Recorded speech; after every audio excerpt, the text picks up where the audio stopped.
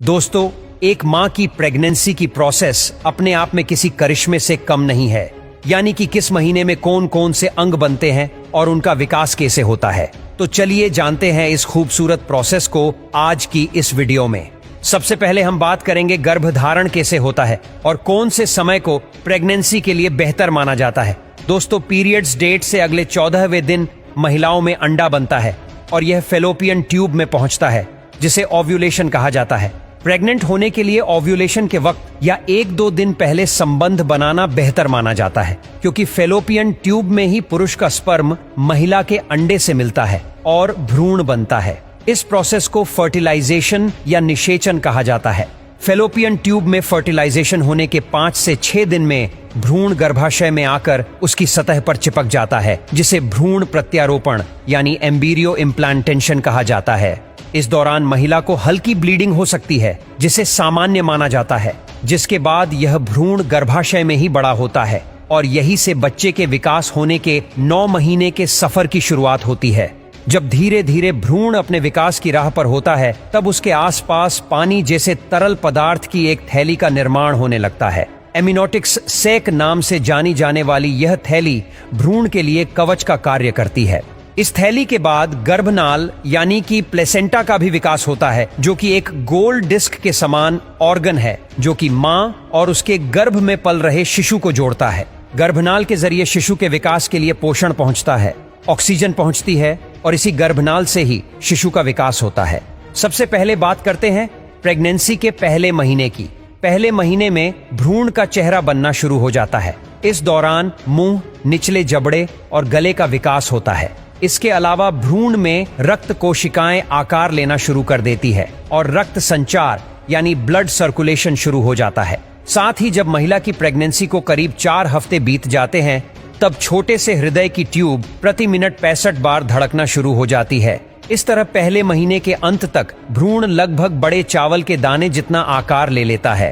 अब दूसरे महीने की बात करते हैं। तो जैसे जैसे गर्भावस्था के दिन आगे बढ़ते हैं, तो भ्रूण के विकास की गति तेज होने लगती है। दूसरे महीने में बच्चे के चेहरे की बनावट शुरू रहती है। धीरे धीरे बच्चे के कान, हाथ, पैर, उंगलियां और आहार नली बनना शुरू हो जाती है। इस महीने में शिशु की धड़कन सोनोग्राफी के माध्यम से देखी जा सकती है। इस महीने में बच्चे की तंत्रिका ट्यूब बनती है। छोटे से रिबन जैसे ये ट्यूब आगे चलकर मस्तिष्क और रीढ़ की हड्डी में विकसित हो जाते हैं। इस महीने के अंत तक शिशु का आकार करीब 1.5 सेंटीमीटर हो जाता है।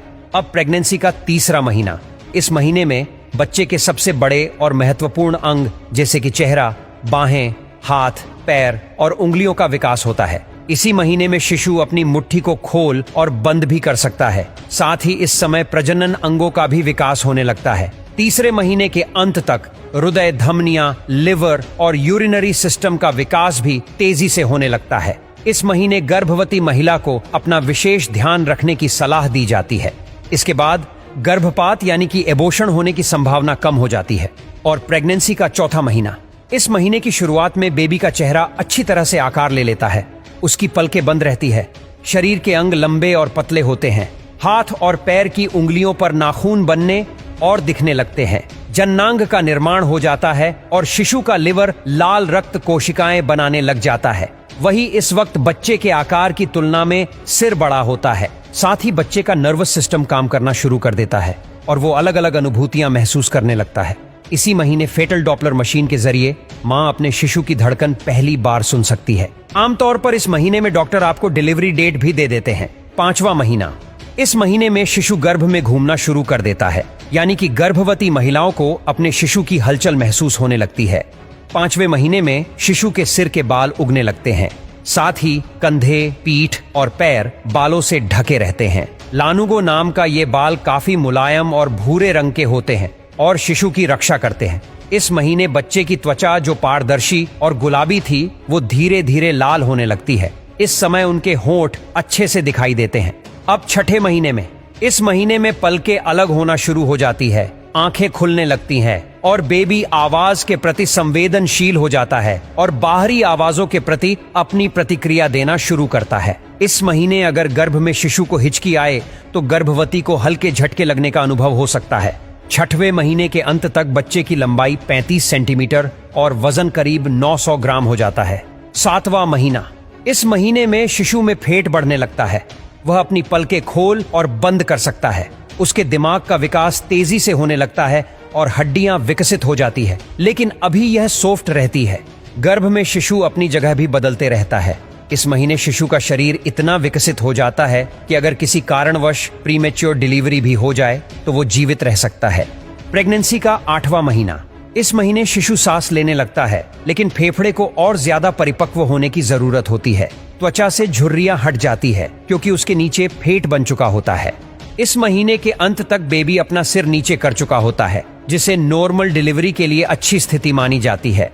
गर्भावस्था का 9वां महीना और सबसे महत्वपूर्ण महीना, क्योंकि इस महीने गर्भवती को काफी सावधानी बरतनी होती है। इस महीने में बच्चे के फेफड़े का विकास पूरी तरह से हो चुका होता है। शरीर में हलचल और तेज हो जाती है। सिर झुकाना, पलके झपकाना और पकड़ने की क्षमता भी विकसित हो जाती है और इस नई दुनिया में कदम रखने के लिए तैयार हो जाता है। तो दोस्तों, ये था पहले महीने से लेकर 9 महीने का माँ का चैलेंजिंग सफर।